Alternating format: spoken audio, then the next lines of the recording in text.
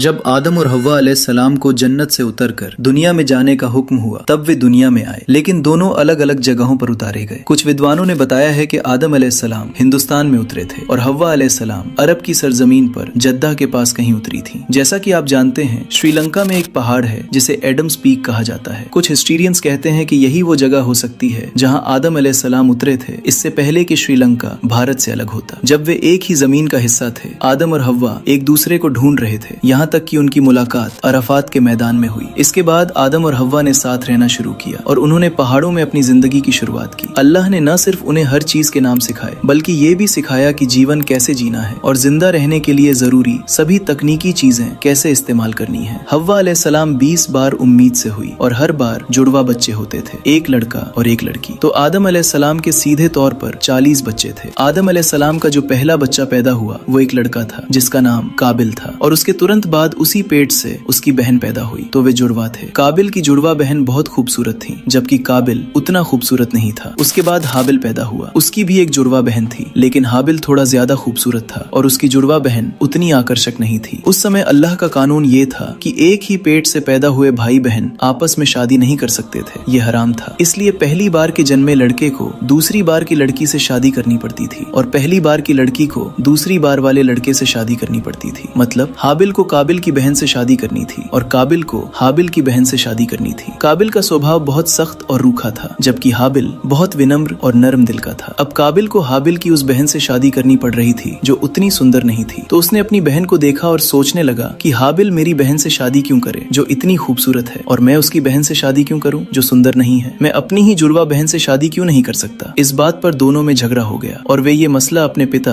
आदम अलैहिस्सलाम के पास ले गए। अल्लाह ने आदम अलैहिस्सलाम पर वही भेजी और आदम अलैहिस्सलाम ने दोनों को हुक्म दिया कि वे अल्लाह के लिए एक कुर्बानी पेश करें, और जिसकी कुर्बानी अल्लाह कबूल कर लेगा उसी की शादी काबिल की बहन से होगी। उस समय सदका का नियम ये था कि वे जो कुछ भी अल्लाह की राह में देना चाहते थे उसे लेकर एक खास पहाड़ की चोटी पर रख देते थे। फिर आसमान से एक आग उतरती थी और उस सदके को खा जाती थी, यानी जला देती थी। ये निशानी थी कि वो सदका अल्लाह ने कबूल कर लिया है। अब काबिल जो एक किसान था और हाबिल जो एक चरवाहा था। हाबिल ने अपनी सबसे बेहतरीन भेड़ चुनी जो उसके पास थी और उसे अल्लाह के लिए कुर्बानी के तौर पर पेश किया। दूसरी तरफ काबिल जो किसान था, उसने अपनी फसल का सबसे खराब हिस्सा लिया और उसे पहाड़ की चोटी पर रख दिया। फिर आग नीचे आई और उसने हाबिल की कुर्बानी को जला दिया, लेकिन काबिल की कुर्बानी वैसी की वैसी ही पड़ी रह गई। तो हाबिल का सदका कबूल हो गया और काबिल का रिजेक्ट हो गया। तब काबिल हाबिल के पास गया और उससे कहा, मैं तुझे जान से मार डालूंगा। हाबिल अपने भाई काबिल से ज्यादा नेक था। उसने जवाब दिया, अगर तुम मुझे मारने के लिए अपना हाथ उठाओगे तो भी मैं तुम्हें मारने के लिए अपना हाथ नहीं उठाऊंगा, क्योंकि मैं अल्लाह से डरता हूँ। अगर तुम गुनाह अपने सर लेना चाहते हो तो ले लो, ताकि तुम जहन्नम वालों में से हो जाओ। ये जालिमों का ही काम है। तो अब काबिल का एक ही मकसद था, साजिश रचना कि अपने भाई हाबिल को कैसे मारे। एक दिन हाबिल को घर लौटने में देर हो गई। वो अपने जानवरों को चराने गया था। आदम अलैहिस्सलाम परेशान हो गए कि हाबिल कहाँ है, और फिर उन्होंने काबिल को कहा, जाओ और अपने भाई को ढूंढो, देखो उसे कोई नुकसान तो नहीं पहुंचा और उसे सुरक्षित घर लाओ। काबिल हाबिल को ढूंढने निकला। जब वो उस इलाके में पहुंचा जहाँ हाबिल अपने जानवर चराता था, तो उसने देखा कि हाबिल एक पेड़ के पास गहरी नींद में सो रहा है। काबिल ने एक बहुत बड़ा पत्थर उठाया और आकर उस पत्थर से अपने भाई का सिर कुचल दिया। इस धरती की सतह पर मारा जाने वाला पहला इंसान हाबिल था। पैगंबर सल्लल्लाहु अलैहि वसल्लम ने फरमाया कि उस दिन से लेकर कयामत के दिन तक जब भी कोई बेगुनाह मारा जाएगा तो उस पाप का एक हिस्सा काबिल को मिलेगा। क्यों? क्योंकि वही था जिसने कत्ल और हत्या की शुरुआत की थी। ये था इस जमीन का पहला कत्ल। उस वक्त ना कोई जंग थी, ना कोई ग्रुप, ना जिहाद का कोई हुक्म, फिर भी खून बहा। वजह मजहब नहीं थी, वजह थी इंसानी जलन और शैतान का धोखा। आज तस्वीर उल्टी है। दुनिया में कहीं भी हिंसा होती है, इल्जाम सीधे इस्लाम पर आता है। कहा जाता है इस्लाम आतंकवाद को बढ़ावा देता है। कहा जाता है कि कुरान में सूरज तौबा आयत 5 में डायरेक्ट हुक्म दिया गया कि गैर मुसलमानों को जहां देखो वही कत्ल कर दो। ये दावे हकीकत नहीं, गलत फहमी है, और गलत फहमी अक्सर अधूरी जानकारी से पैदा होती है। इन्हीं इल्जामों और गलत फहमियों का सीधा, लॉजिकल और रेफरेंस के साथ जवाब देने के लिए हमने ई बुक तैयार की है। इस किताब में इस्लाम पर लगाए जाने वाले सबसे ज्यादा दोहराए गए इल्जामों को सीधे पकड़ा गया है, जैसे कि टेररिज्म को इस्लाम से जोड़ने का दावा, महिलाओं के अधिकारों पर फैलाया गया झूठ, 3 तलाक और हलाला पर गलत बातें, मुसलमान 4 शादियां क्यों कर सकते हैं, ये बेहुदा आरोप कि मुसलमान अपनी ही बहनों से शादी करते हैं, और ऐसी ही इस्लाम से जुड़ी 10 बड़ी गलत फहमियां। हर जवाब कुरान, हदीस, साइंस और साफ अक्ल की रोशनी में दिया गया है। इस ई बुक की कीमत सिर्फ 49 रुपए रखी गई है ताकि इल्म किसी की पहुंच से बाहर ना रहे। अगर आप बिना नफरत, बिना शोर, सिर्फ सच समझना चाहते हैं तो ई बुक का लिंक डिस्क्रिप्शन और पिंड कमेंट में मौजूद है, वहां से आप इसे डाउनलोड कर सकते हैं। अगला एपिसोड जल्द ही आ रहा है, तब तक बने रहें मोमिन स्टिक ऑफिशियल पर।